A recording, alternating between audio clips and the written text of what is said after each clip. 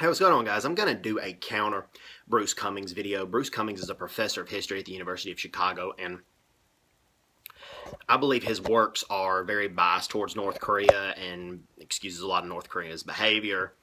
And I'm going to counter him on some of my YouTube videos. Okay, I'm going to counter this interview he did with Democracy Now! He did it in 2010, right after North Korea sank the Cheonan naval frigate, the South Korean naval frigate Cheonan, where 46 sailors were killed. There were 104 sailors on board. Okay, he believes that North Korea sank the ship, or they probably did, and I believe he's right on that. But he says this incident was exaggerated and blown way out of proportion, that it was just a series of incidents that has happened along the northern limit line. Okay? I don't think this incident was blown out of proportion. He seems to go against what South Korea did after that, and they basically cut all ties with North Korea except the industrial center they have in Kaesong, North Korea. And I believe he was wrong and didn't go into a lot of details because, okay, in 1999, in 2002, and in 2009, those are three naval skirmishes or naval incidents that happened during the Sunshine Policy. When Kim Dae-jung and Roh Moo-hyun were giving unconditional economic aid to North Korea, this stuff was still going on. The new movie, Northern Limit Line,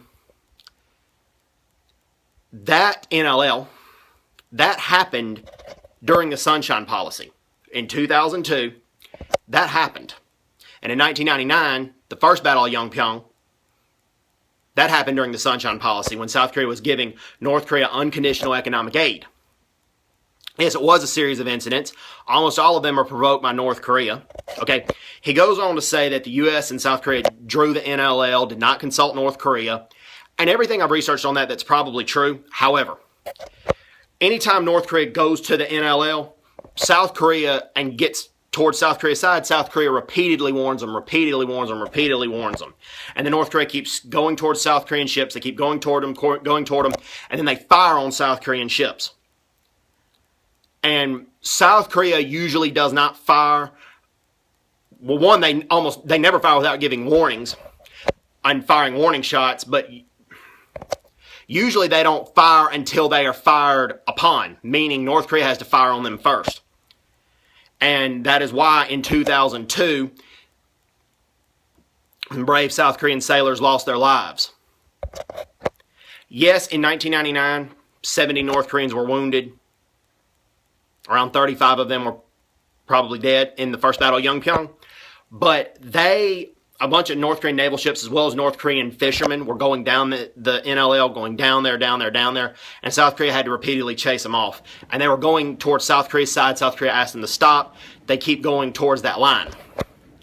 So South Korea, first they tried to ram into the boats to get them to stop instead of firing on them. Really just trying to bump them to tell them to turn around, but North Korea fired on them. And plus, when the South Korean ships, it takes a while for a ship to get to another ship. So they gave North Korea a lot of time to turn around.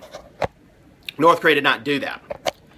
He does talk about in that video that there was an incident with the North Korean ship where 70 North Koreans were wounded back in 1999 that I just talked to you about, First Battle of Yongbyon. But he doesn't go into detail saying that North Korea provoked that incident, that North Korea started the first Battle of Yongbyon.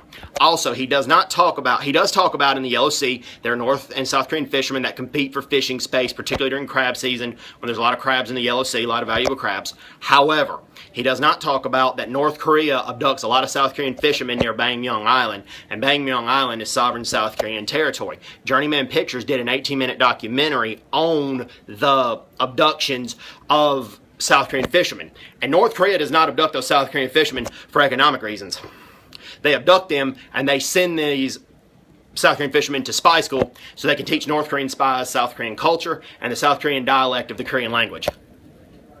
He does not mention that. There have been abductees that have escaped and came back to South Korea that have testified to that. Some South Korean citizens have escaped and back to South Korea, and they testify to that. And Bruce Cumings did not mention that in that interview with Democracy Now!, which he should have if he wanted to go into detail with a lot of the naval incidents and naval skirmishes along the NLL, because that's a key reason why South Korea heavily patrols that area. So this is why I've started countering Bruce Cumings in a lot of my YouTube videos. This is my very first one. I'm going to be doing another one soon. Anyway, hope everybody's doing well. Take care. God bless, and bye-bye. Bye-bye.